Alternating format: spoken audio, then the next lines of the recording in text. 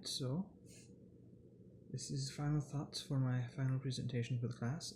Sorry I have to do it this way instead of a screen of the actual slideshow. Regrettably, YouTube Live requires a phone number to activate, and I cannot provide it with a phone number right now. I have literally none, landline or otherwise, so anyway, I have to do it this way.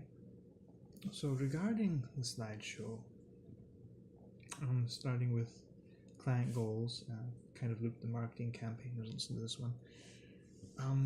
The Facebook page for my client actually went down mid semester. They moved it to another domain and didn't get back up until quite recently, so I wasn't able to get any of the media I made for them out onto the Facebook or any of the other platforms, but they are very interested in using it later, which is good.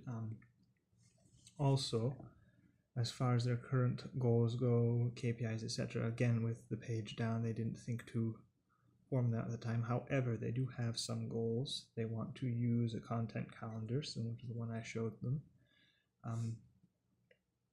Have some set guidelines about who's going to do what, basically set the responsibilities, things like that. They're going to organize some things. They really appreciate the buyer personas I made and a few of the other things I shared with them. I'm very glad for the time that I have been with them. Unfortunately, no statistics, no numbers to share right now.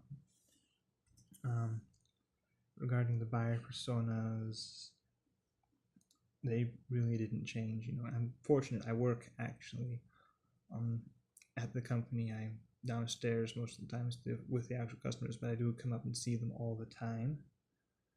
So I was able to know who comes in the most, who buys the most, and it's a quilt shop.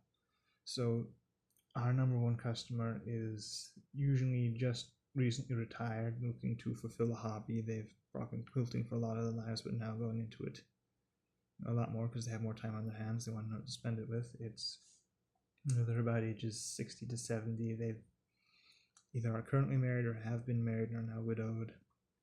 And they usually have grandkids. They live nearby. This is a local quilt shop, so it's not serving people out of state or country. Some of them do come from other countries, though. They're learning how to. I'm not very tech savvy most of the time, I'll be honest. We have to help them with that aspect. They like the old machines, they're just motors, no screens or anything a lot of the time, but those that do get into it really love them anyway. They're usually that's about it. Anyway, second buyer persona, the person I see come in the second most, are young mothers who somehow find time to quilt while raising kids. It kind of blows me away, but they also do a really good job. And they're usually there's a wide range there. They're 25 to about 40 actually sometimes, but they almost always have a young kid with them. Sometimes it's not theirs, but they're still looking after it. They're almost always married. They again live here. Sometimes they're still going to college, which I do not know how you quilt, raise kids, and get an education at the same time, but they do it. So these are miracle workers. I've overheard them talking about blogs and the like, so I kind of put that in. They like to blog, they like to Facebook. A lot of them like Pinterest, apparently.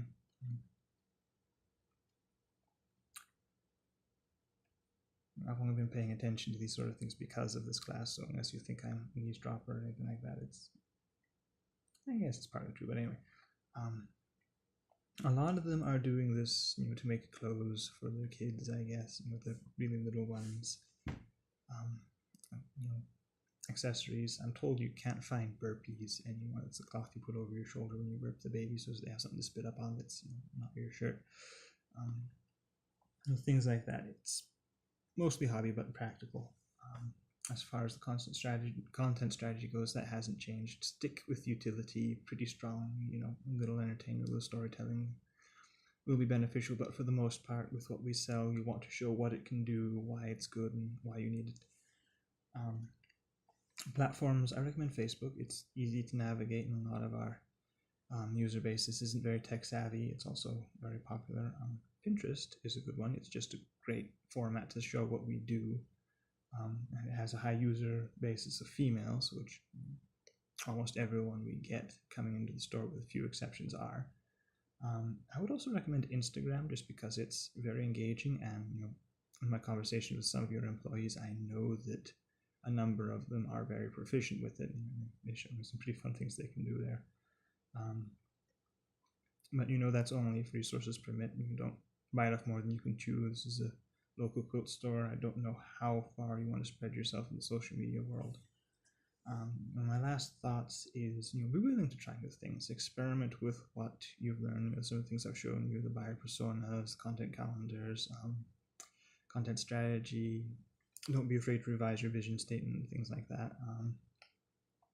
Biggest advice I can give is, whoever you replace me with in the future, make sure you keep them in the loop. Tell them what's going on when you're going to have events and things like that, so that they can, have a handle on the thing when they need to advertise it and that sort of stuff. Anyway, that's it. Best of luck moving forward. It's been great working with you. Take care.